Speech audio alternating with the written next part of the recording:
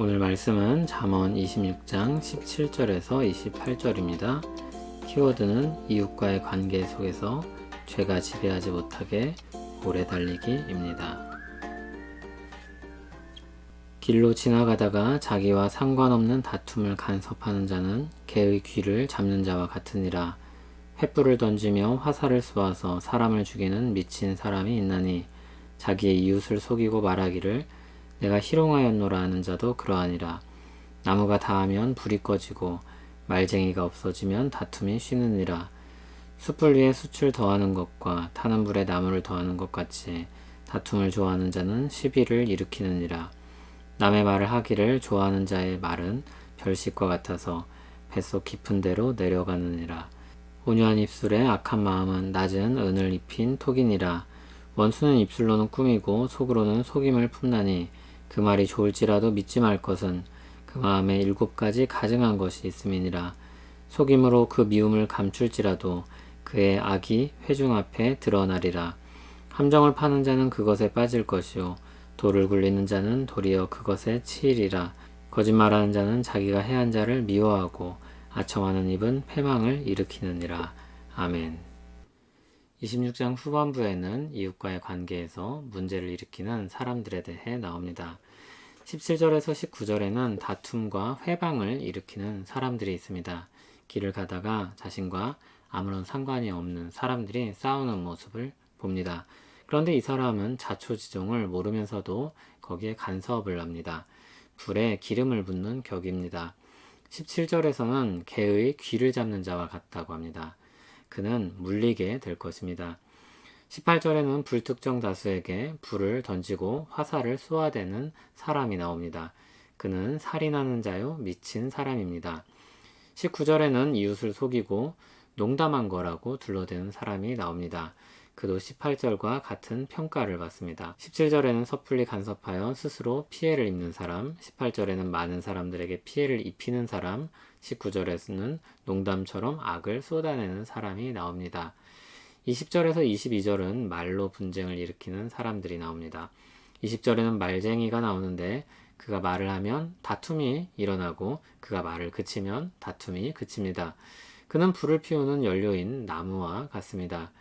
21절에는 단지 연료가 아니라 더 큰 불을 일으키는 사람이 나옵니다. 이는 다툼을 좋아하는 싸움꾼입니다.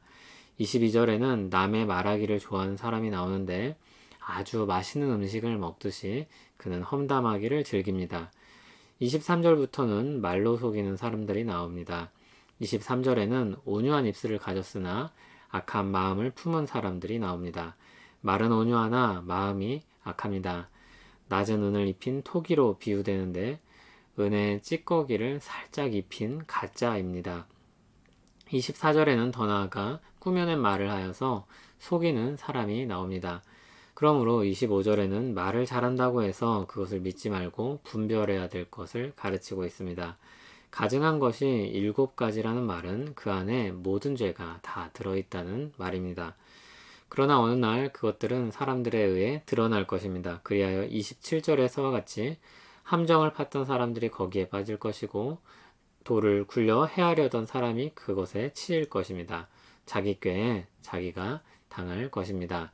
그런 사람들은 미움과 패망에 이르게 될 것입니다. 이런 사람들의 특징은 거짓과 속임입니다. 고린도후서 11장 13절을 보면 그리스도의 사도로 가장하는 자들이 나오는데 그들의 특징이 거짓과 속임수입니다. 그리고 이들을 가리켜 사탄의 일꾼이라고 부릅니다. 사탄은 처음부터 거짓말하고 속이는 자였습니다. 그들의 일을 하는 사람들 역시 그렇습니다. 고린도후서 11장 14절은 광명의 천사로 사탄이 자신을 가장한다고 말합니다. 할 수 있는 거짓과 속임을 다하여서 자신을 가장할 것입니다. 간섭하여 다툼이 커지게 하고 사람들에게 해를 입히는 사람, 온유한 말, 꾸민 말로 속이는 사람, 그들이 사탄의 일꾼과 같은 사람들입니다. 곤고한 우리는 구원의 은혜를 받았으나 사탄의 일꾼처럼 일할 때도 있습니다. 그중 제일 많이 사탄에게 쓰임받는 방식 중에 하나는 바로 뒷담화입니다. 말을 하다 보면 과장하기도 쉽고 나를 옳게 보이려고 하는 경우도 많습니다. 또 우리는 누군가를 판단하길 좋아하며 깎아내리며 즐기기도 합니다. 뒷담화를 하기를 우리는 즐거워합니다. 그때 우리는 하나님께 쓰임받는 사람이라고 할 수는 없을 것입니다. 로마서 6장 12절은 이렇게 말씀합니다. 그러므로 너희는 죄가 너희 죽을 몸을 지배하지 못하게 하여 몸의 사욕에 순종하지 말고. 성령의 은혜를 구하며 기도하고 죄와 싸울 때 우리는 비로소 주님을 닮아갈 수 있고 성숙한 신앙으로 나아갈 수 있습니다. 적극적으로 죄의 지배 아래 있지 않기 위해서 싸우고 나오려고 해야 합니다. 우리는 오래 달리기를 해야 합니다. 주님께서 다시 오시기 전까지 우리는 이 땅의 죄악과 싸워야 할 것입니다. 우리의 연약성과 싸울 것입니다.